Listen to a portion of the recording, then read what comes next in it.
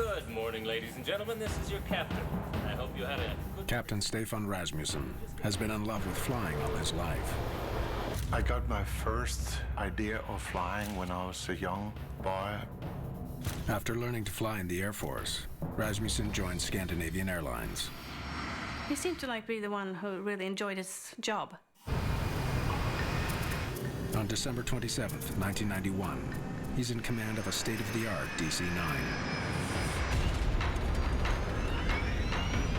The flight will take him to the very edge of his abilities as his engines fail and his plane starts to fall from the sky. I was in a nightmare. Stockholm, Scandinavian 751, we are crashing into the ground now. What caused the most baffling accident in Sweden's history is nothing investigators could have imagined. What they finally uncover will strain Rasmussen's lifelong relationship with airplanes to the breaking point. I really felt that I didn't trust the aircraft. Mayday, mayday.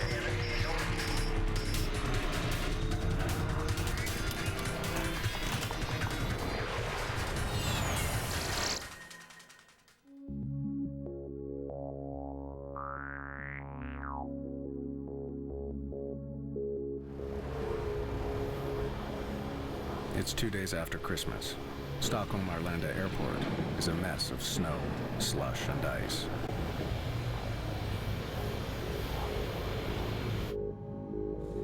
Passengers boarding a mid-morning Scandinavian Airlines flight to Copenhagen are finding the cabin very uncomfortable.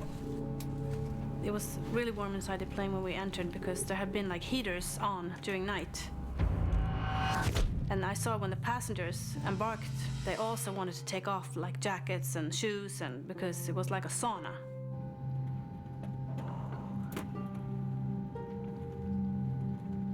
Is it possible to turn the heat down now?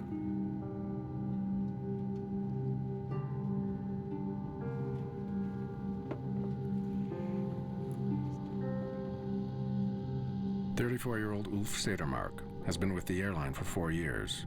He's the first officer on today's flight. It was a light snowfall. Temperature was just below freezing and light winds. We were going to fly Stockholm to Copenhagen and then to Warsaw, back to Copenhagen and down to Barcelona that day. It would be quite a long working day. Stefan Rasmussen has just finished an exterior check of the plane. The Danish pilot is in command this morning. In those over 12, almost 13,000 hours I've been sitting in an aircraft, I always felt that I put the aircraft and back on like a rucksack. And when we took lift on the wings, we melted together. The plane Rasmussen is strapping on today is a nearly new DC-9, easily identifiable by its 2 rear engines. By now, everyone should know that door stays open. Right. Even in the days before terrorist threats, flying with the cockpit door open is unusual. It's just one way Rasmussen has endeared himself to the crews and passengers he flies with. I always had my cabin door open because I found out that if we had the door open and they could see that there were a human being in there, they'd trust you. For me, it felt good that the door was open. It just feels like you have a connection more than if the door is closed. The winter weather has delayed this flight, but Rasmussen won't compromise safety for schedule. Where are we now with the de-icing? The wings aren't quite done. They've done the underside. Now they're doing the top. Thank you. Under Captain Rasmussen's instructions, the ground crew had already de-iced the plane once. Now they're giving it another pass. And it took a while, but they had trouble getting rid of the snow on top of the wing. So we were slightly late for our pushback out to our runway. For Captain Per Holmberg, this kind of delay is routine business. He flies DC-9s for the airline. A passenger this morning, he's scheduled to command another flight later that day. Good morning, ladies and gentlemen. This is your captain. I hope you had a good Christmas. We're just getting our wings cleared as we've had a bit of snow overnight. And when that's finished, we're ready for takeoff for some warmer weather. I handpicked the airline's best cabin crew to take care of you today.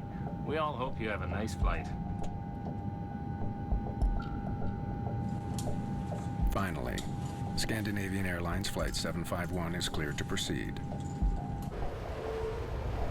There are buildups of snow that the crew must avoid on the way to the runway. Would have been nice of them to clear the snow. Oh, that would have made it too easy. Approaching holding point, runway 08. Roger, Scandinavian 751. You are cleared for takeoff from runway 08. Spoilers. Armed. Auto brake, takeoff and armed. Runway update performed. Checklist completed. Set power.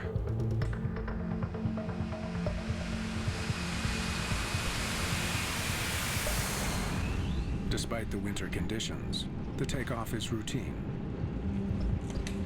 V1, rotate.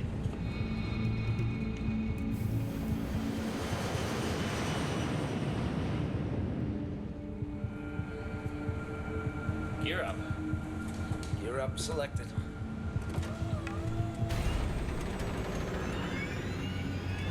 When Wolfie reached out for the gear, I heard things which was different. Just 25 seconds into the flight, as the plane is climbing, there is a problem. When you hear things that are different from the normally, you get suspicious. There was a really big roar in the aircraft, almost like an explosion. Boom! There was another banging noise that I just thought, what is that? I had never heard that before. It's quickly obvious the source of the noise is the right engine. Sounds serious.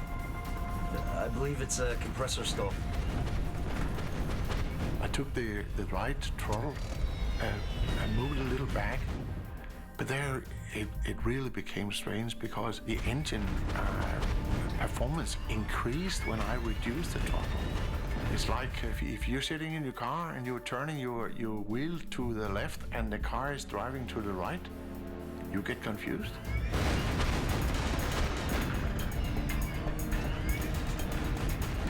We're not supposed to like call into cockpit now. And then I thought, this is an emergency. I have to call the captain. But Captain Rasmussen doesn't respond to the call. He's too busy trying to figure out what's going wrong with his plane. I couldn't see anything on the instrument. They were quite stable and a quite normal range, no problem. But I could hear those roaring every second. He searches for telltale signs of attack or structural failure. And I looked up at the cabin pressure, because if you have a bomb or a freight door or anything which is ripped off, that'll give a decompression. In the cabin, pressure levels are stable. But the crew has other concerns. I saw the smoke and it smelled burnt. What should we do about this? Just 3,200 feet above the ground, the emergency escalates. The right engine quits. When we have flown a little over 1 minute, the right engine just went down. I had a very, very short moment of thinking that I was in a nightmare and just dreaming. I was confused. I was really confused. 2 seconds later, the left engine also quits. The plane is now powerless. One engine dropped and then another engine dropped. I thought that it wasn't true. It wasn't true. It wasn't real. Less than a minute and a half after takeoff, the DC-9 begins falling from the sky. And after that, it was complete silence.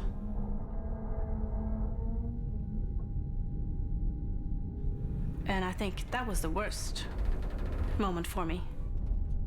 Just being in the air, and it's so quiet. It was like a bird just sailing through the sky. So then I started to get scared.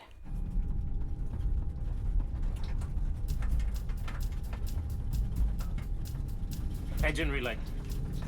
As the pilots try to restart their engines, things get even worse.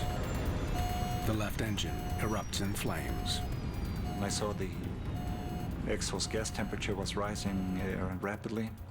Max temperature was around 680 degrees Celsius, and I saw it go above 800. A fire in the engine could spread to the rest of the plane. Should I pull? If Sedermark pulls the fire extinguisher in the left engine, he will never be able to restart it.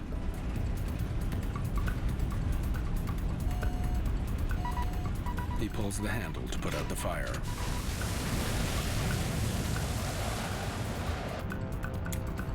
From his seat, Captain Per Holmberg can see that the crew is in trouble.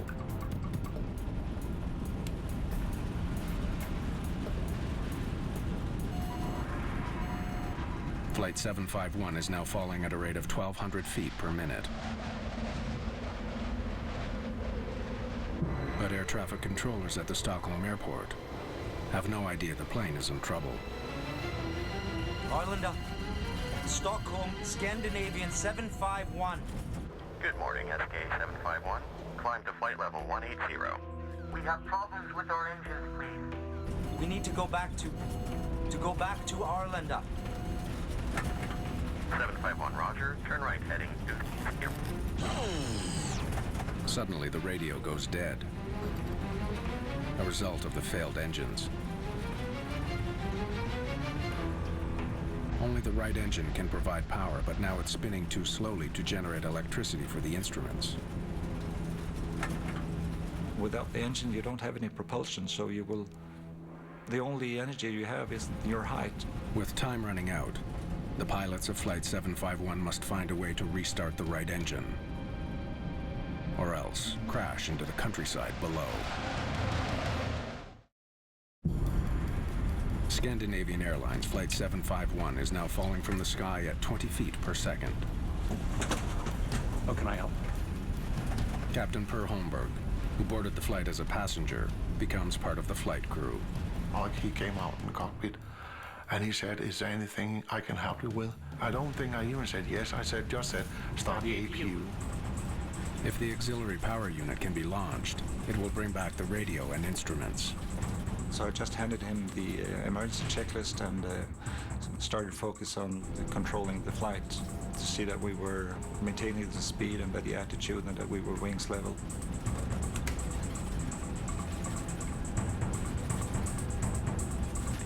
He managed to start the auxiliary power unit, so my flight instruments were supplied from that.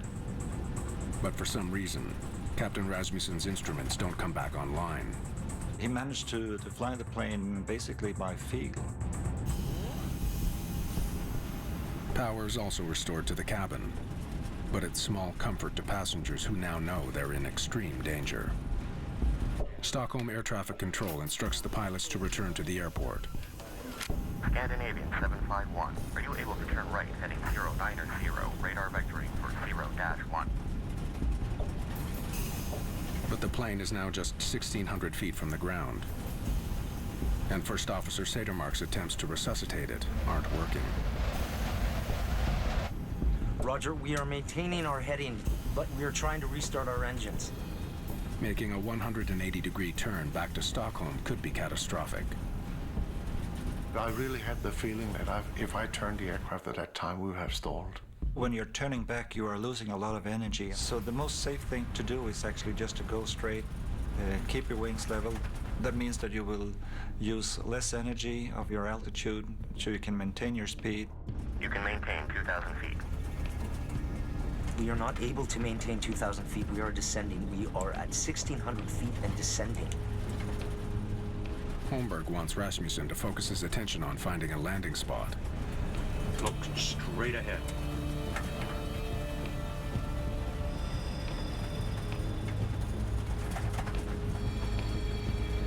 Look straight ahead.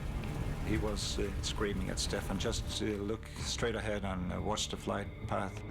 Prepare for on-ground emergency. On-ground emergency! Bend down! Bend down! Bend down! So we shouted bend down, I don't know how many times. Bend down, bend down, bend down. Keep Your seatbelt's fastened. While passengers brace, Rasmussen considers where to land his plane. Look straight ahead. And I had an idea that on the northern direction could bring us out to the Baltic Sea, which was at that time frozen. And that's an excellent runway. But instead, he finds himself gliding powerlessly over a dense forest. I saw that green area and I saw that little light spot in the middle of the forest, but that really looked short. Steer right. Steer right. Just 500 feet above the ground, Captain Rasmussen lifts the plane's nose to slow it down, hoping to soften the crash landing. Pine trees from the top there look very soft. I could use the trees as almost like a pillow. Should I lower the landing gear? Yes. Gear down. Bend down and hold your knees. I prepared myself for a hard impact. If it's an emergency landing, we have no engines, I just thought this is going to be a hard landing. Stockholm, Scandinavian 751. We are crashing into the ground now. I wasn't afraid until we were flying into the trees. Then I was scared, and I knew we were not going to make it. I didn't thought I should die. I knew I should die. I made my prayer to God.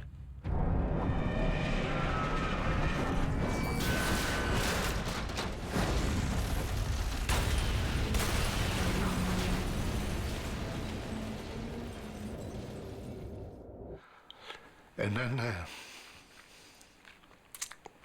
a moment after, we were in a strange world.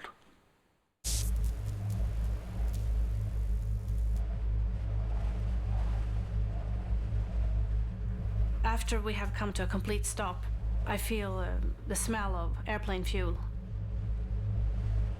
I thought, okay, we're gonna explode. And I look around and I see the snow because there was a big crack in the airplane fuselage just in front of the aft galley. And you could just walk down on the ground.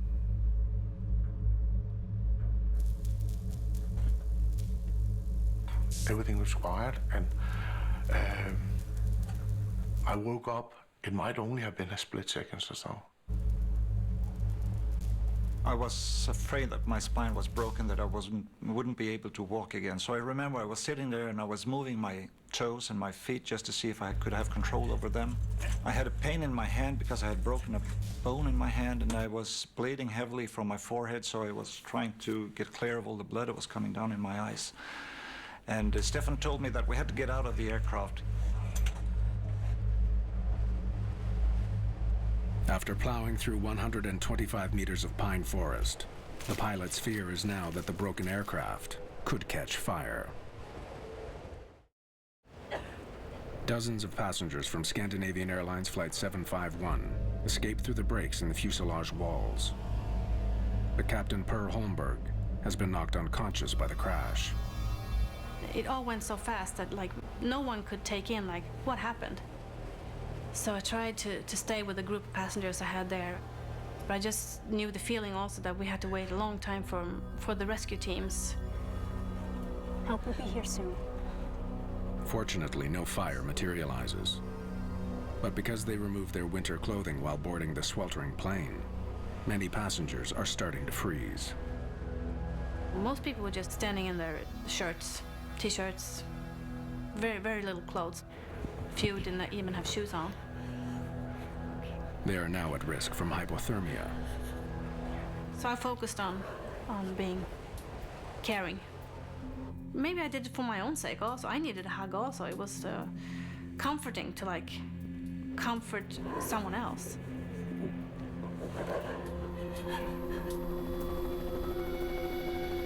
The wreckage of Scandinavian Airlines Flight 751 lies just 15 kilometers northeast of Stockholm Arlanda Airport.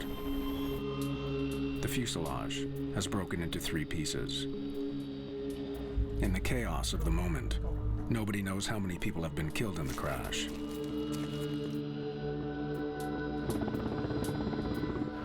Rescuers arrive within minutes and attend to the freezing survivors. They pull Captain Per Holmberg from the cabin unconscious. 92 of the passengers have sustained injuries. Only 8 are considered serious. But when the crew conducts a head count, they're stunned to learn that out of the 129 people who boarded Flight 751, not a single one was killed in the crash. Everyone survived. It was like a shock just to take in. Wow, that was a fantastic comment. This I was the happiest captain in the world. We were all alive. That was a great moment.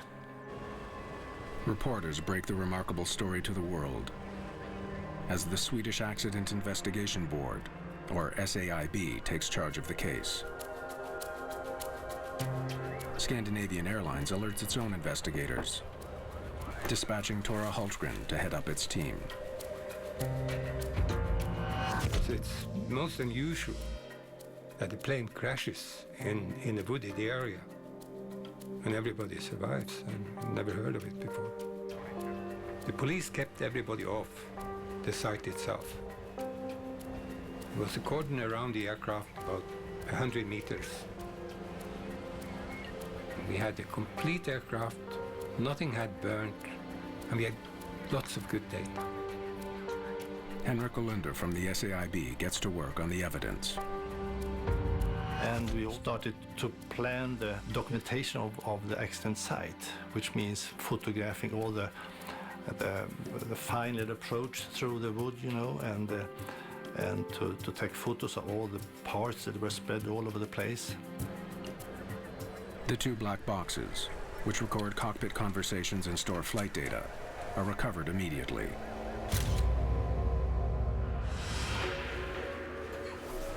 Investigators speak to survivors. Everyone tells a similar story. Would you mind telling me what you saw and heard? Loud booming sounds from the engines moments after the flight began, smoke in the cabin, and finally, the entire loss of power and an engine on fire. You have a twin-engine aircraft, and you are really not supposed to lose both engines at the same time. The Pratt & Whitney turbofan engines are sent to an SAS repair shop for closer examination. Investigators are eager to speak with Captain Rasmussen about the incident, but to their dismay, Scandinavian Airlines takes him to the media first. The first question, what did you think when both engine refused to function? It'll take me an awful long time to tell you all that. The normal case is that the key witnesses, like the crew and so on, should be kept in quarantine until they meet the investigation board. European media celebrate Captain Stefan Rasmussen as a hero for landing the DC-9 without engine power. But investigators consider the possibility that he or his co-pilot had made errors that caused the crisis in the first place. The honor and the glory always rests with the captain, but so does also the mishaps. I knew that being a person in the spotlight of the press would be a quite different situation. And I said to myself, the only thing you can do now is to give them all their story and then pray that they will find the reason.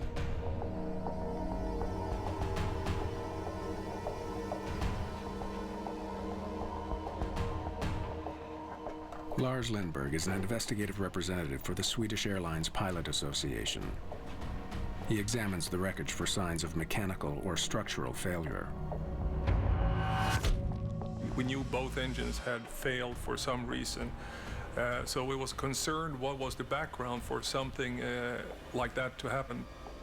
The first time I saw the engines in the workshop, I was surprised. Is this all they found? There was a number of parts that were completely missing, and this was something we hadn't seen before to this extent. To find out what happened, investigators must find the missing pieces which now lie somewhere in the snow-covered fields and forests.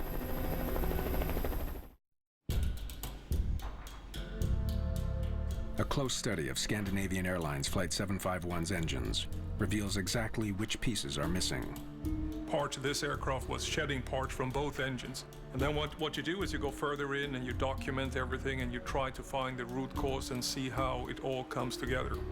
The missing pieces could hold the key to discovering why both of the plane's engines quit within seconds of each other. But they could be anywhere along the 15-kilometer route the aircraft covered during its short flight. They must be found. Investigators use the flight data recorder to map the plane's journey and determine where engine parts may have fallen.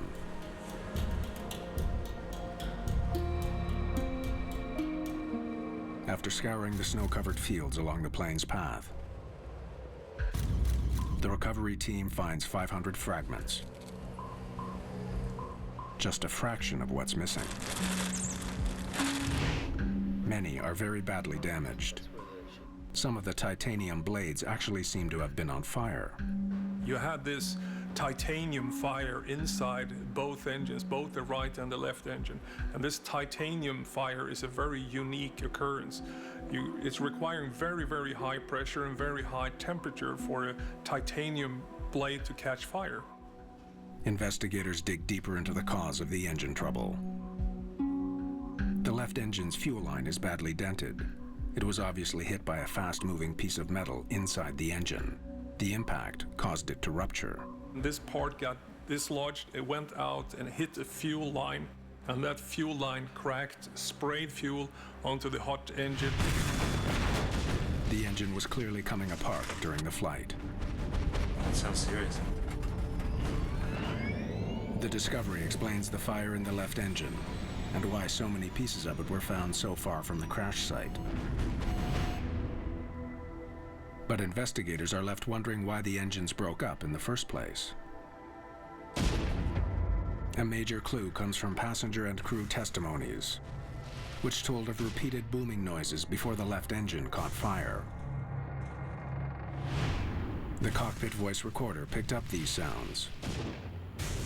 You can hear that, and we could correlate that with when the damage occurred. You can see that on the flight data recorder. The sounds are familiar to investigators and leave no doubt the DC-9's engines began surging shortly after takeoff. Jet engines rely on a steady stream of air for combustion. A series of fans move incoming air through various stages of compression. But when that flow is disrupted, fuel at the rear of the engine ignites violently and shoots forward. That's a surge. You can have a small surge and you can have a large surge. And you can have the complete surge on the whole engine. Sounds serious. This surge process was very violent, so after a very short time, we had an aircraft with two engines that could not be restarted, that didn't generate any thrust. Basically, you had a giant glider at that point.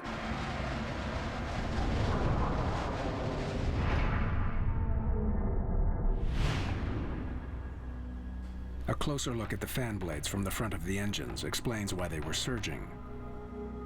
They're badly dented. The damage would have prevented them from effectively directing air to the rear of the engines. This damage that twisted the fan blade started this process. You got this disturbed air in the fan. You got this rotating fan stall that then triggered this whole breakdown, the compressor surge, and then the whole process that led up to the dual engine failures. But what exactly mangled the blades? There are ways to tell. If it comes from a stone, rubber, ice, and so on, you can see it on the shape of the damage. The ice causes very specific damages. It's sort of like a soft dent. Analysis of dent patterns on the fan blades is conclusive. They were struck by ice.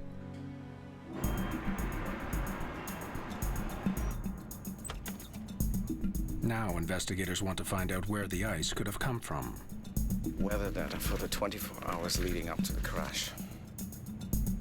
They know Stockholm had been hit with rain and snow in the hours before Flight 751 took off. It was a situation with the temperature around 0 degrees. It was a drizzle, snow, rain in the morning. They learned that the DC-9 arrived from Zurich the night before, with the fuel tanks more than half full. They had quite a large amount of reserve fuel, of diversion fuel, in their wings. The fuel in the wing tanks were close to minus 20 degrees Celsius. The conditions that night were ideal for the formation of clear ice on the wing surface. And here you had very, very cold fuel on the top wing skin. And as the temperature dropped during the night, it went to snow and rain, and finally snow. So there was a layer cake. Ice at the bottom, slush, and snow on top. About 10 inches total on top of the wings in the morning. Responsibility for de-icing the plane ultimately falls on the captain. Rasmussen insists he was aware of the overnight buildup. Investigators wonder if the pilot did all he could to ensure his plane was completely free of ice. Captain Rasmussen claims he instructed technicians to de-ice the plane thoroughly. I didn't walk around with the aircraft. It was cold. It was frosty. Noticing that there was still frost on the wings, the head technician ordered a second round of de-icing. I was really convinced that the aircraft was clean. And so was he. So was he. Where are we now with the de-icing? The wings aren't quite done. They've done the underside. Now The cockpit voice recorder backs up Rasmussen's testimony. they've got it good and clean under the wings? Yes, yes. They de-iced the aircraft once and looked at it and I said, once more. And they de-iced as the second time. In fact, a total of 850 liters of fluid was sprayed on the aircraft. But the fluid may have been faulty, not potent enough to melt the thick layer of ice that had accumulated on the wings overnight. Technicians test samples of the fluid used to de-ice Flight 751. We found no discrepancies. There was nothing wrong with any of the fluids used. But when investigators interview the maintenance crew that worked on the plane, they begin wondering if the de-icing team was thorough enough in their efforts. The ground crew insists that after they sprayed the wing, it appeared to be clean. But that appearance was deceptive. It looked perfect because the clear ice on top of the fuel tanks, you cannot see the clear ice. A technician inspected the front of the wing and found no ice. He couldn't have known that there was ice further back, out of his reach. No provisions for stairs or anything that he could use to get up on the wing at the de-icing platform.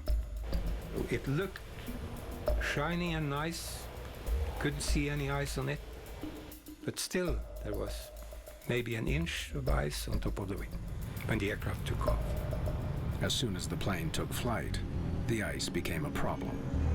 On this aircraft, the engines are positioned behind the wings, and as the aircraft rotated and the wings bent in order to take the weight of the aircraft, this ice in the wing roots loosened and it sucked right into the engine. The ice damaged the fan blades at the front of the engines and ultimately caused them to begin surging.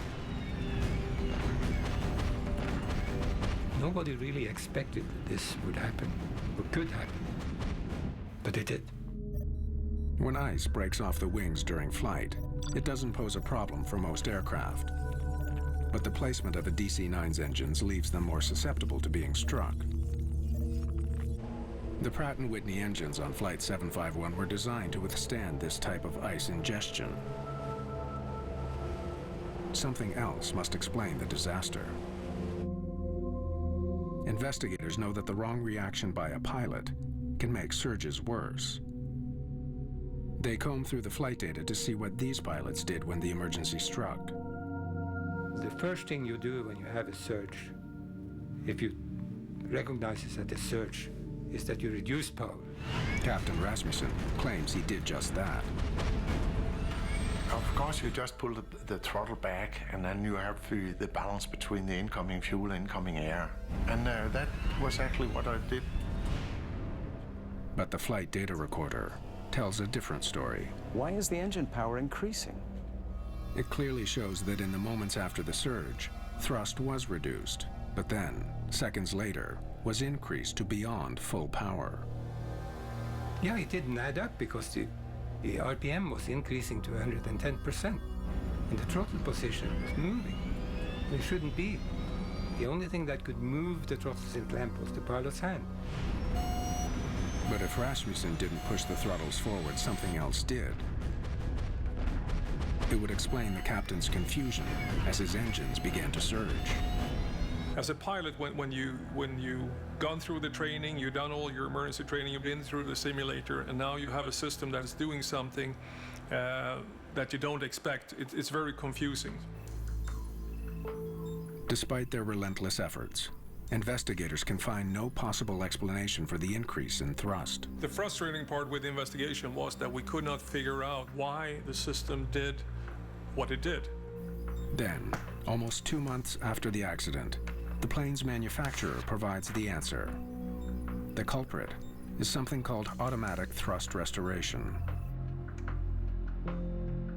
It's brand new. It automatically increases the thrust during the climb. Swedish authorities learned that automatic thrust restoration, or ATR, was recently introduced as a safety feature on Scandinavian Airlines planes. It existed because the FAA had discovered some pilots were throttling back considerably while taking off and landing to reduce noise over residential neighborhoods. The ATR was designed to make it impossible for them to throttle back to dangerous levels. So as soon as he powered back, the system kicked in. Investigators learned that when Rasmussen reduced power to clear his engine surge, the system read this as a dangerously low power setting and pushed the throttles forward. The increased thrust made the surging worse until the engines destroyed themselves. The investigation concludes that the pilots had taken the right steps to clear the surge and prevent the catastrophe, but the computer code which governs the ATR undermined their efforts. A strip of zeros and ones caused the throttles to move and caused the engines that were stalling because they already got too much fuel, got even more fuel. And they went into self-destruct, both engines. In a few seconds, they were both totally destroyed.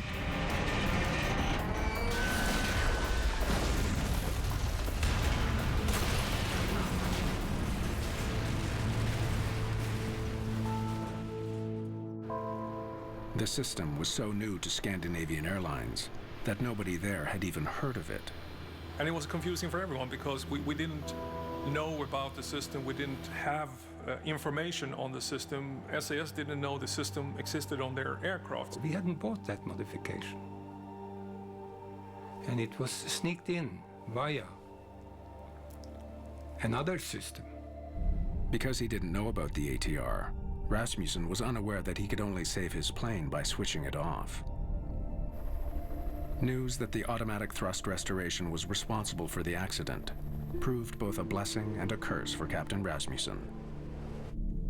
It eliminated any notion that he had made a mistake. When I got that message, I was really released. It was like winning in a lottery. It was, because I was so happy. Because then I could explain why I was in that total cone of confusion. But the fallout would ultimately destroy a love affair and end a career. On October 20th, 1993, the Swedish Accident Investigation Board releases its report on the crash of Flight 751. It determines that the actions of Captain Rasmussen and First Officer Sedermark contributed to the safe outcome of this incident.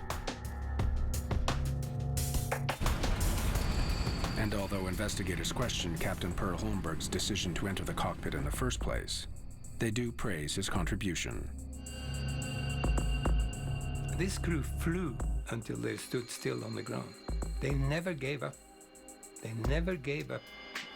They didn't give an inch. The investigators put much of the blame for the accident on Scandinavian Airlines because their procedures for checking for clear ice were inadequate.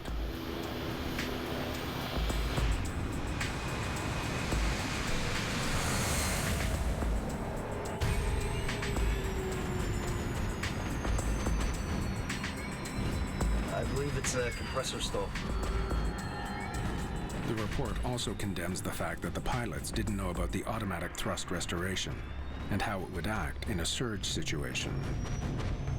If the ATR system hadn't been there, if the trolleys hadn't moved forward, there wouldn't have been an accident. It was a bit strange that we didn't have all the documentation available to us, so we knew what we could expect if something like this would happen.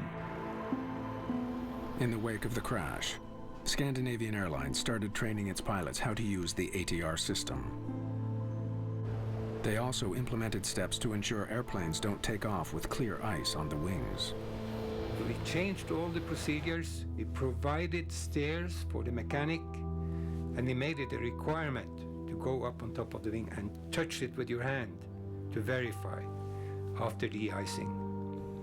After healing from his injuries, First Officer Ulf Sedermark returned to the cockpit. I didn't feel the responsibility that I wouldn't be able to do my job again. Whatever happens, I know that I still can see things for what they are. And I still love doing my job, and if something bad happens, I can deal with it. But Stefan Rasmussen's return proved far more difficult. Set power.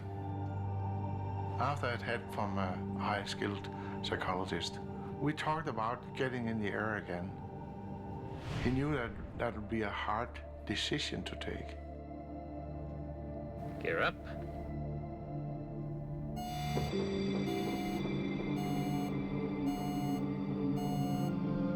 Fire drill.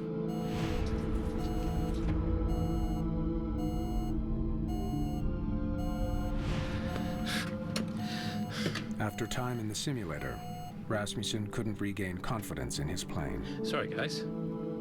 In a disaster situation, in a crisis, is that you have optimized the teamwork between man and machine.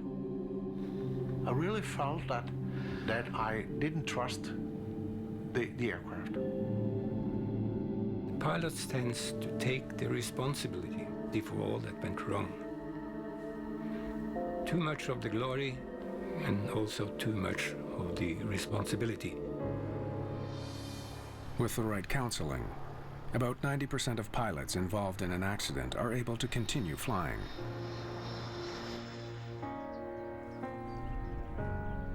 Even though Captain Rasmussen received treatment, his career ended with the crash of Flight 751.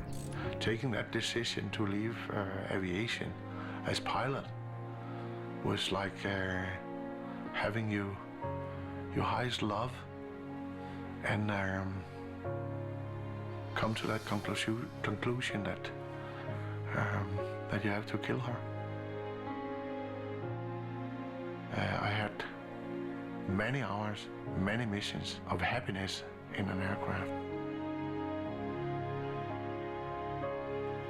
And I loved my passengers, I loved my aircraft so much, so I said, that's it.